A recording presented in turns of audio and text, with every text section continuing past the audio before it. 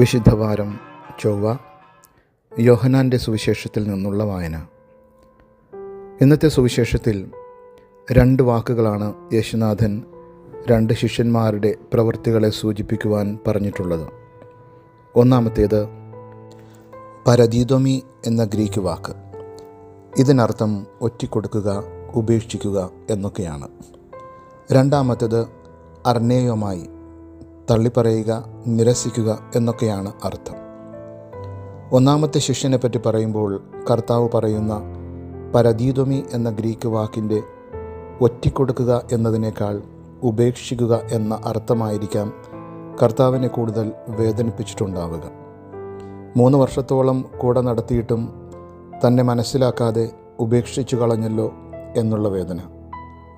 കർത്താവിനോട് ശത്രുതയുണ്ടായിരുന്ന ഒരു മനുഷ്യൻ ഇങ്ങനെ ചെയ്തിരുന്നെങ്കിൽ അത് കർത്താവിനെ വേദനിപ്പിക്കുന്ന ഒരു കാര്യമായിരിക്കുകയില്ല.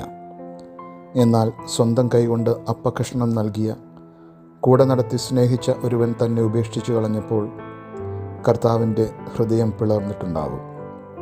അർണേയോമായി എന്ന വാക്ക് യേശുനാഥൻ പറയുന്നത് ഏറ്റവും പ്രധാന ശിഷ്യനായി കൂടെ കൊണ്ട് നടന്നവൻ താനുമായി ഒരു സ്നേഹബന്ധവുമില്ല എന്ന് മറ്റുള്ളവരോട് ഏറ്റുപറയുമ്പോഴുള്ള ഹൃദയഭേദകമായ വേദനയെ സൂചിപ്പിക്കാൻ വേണ്ടിയാണ്.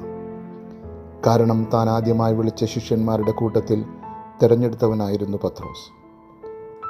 മാത്രമല്ല, തൻ്റെ പരസ്യ ജീവിതകാലത്ത് കർത്താവ് ഏറ്റവും കൂടുതൽ സംസാരിച്ചിട്ടുള്ളതും കർത്താവിനോട് ഏറ്റവും കൂടുതൽ സംസാരിച്ചിട്ടുള്ളതും പത്രോസായിരുന്നു. കൂടെ നടത്തി ഹൃദയം നൽകി സ്നേഹിച്ചിട്ടും തന്നെ ഉപേക്ഷിച്ച് ഒറ്റിക്കൊടുക്കുന്ന ആദ്യ ശിഷ്യനും, സദാസമയവും കൂടെ നടത്തിയിട്ടും എല്ലാം പഠിപ്പിച്ചിട്ടും തന്നെ അറിയില്ല എന്ന് പറയുന്ന രണ്ടാമത്തെ ശിഷ്യനും അങ്ങയെ എത്രമാത്രം വേദനിപ്പിച്ചിട്ടുണ്ടാകുമെന്ന് ഞങ്ങൾ മനസ്സിലാക്കുന്നുണ്ട്.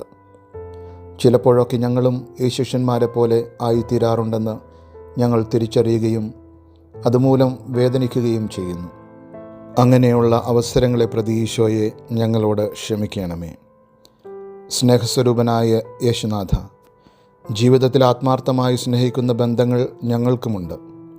അവരൊക്കെ നിരാശപ്പെടുത്തുന്ന രീതിയിൽ ചിലപ്പോൾ ഞങ്ങളെ ഉപേക്ഷിക്കുകയും അറിയുകയേയില്ല എന്ന കണക്ക് തള്ളിക്കളയുമൊക്കെ ചെയ്യാറുണ്ട്.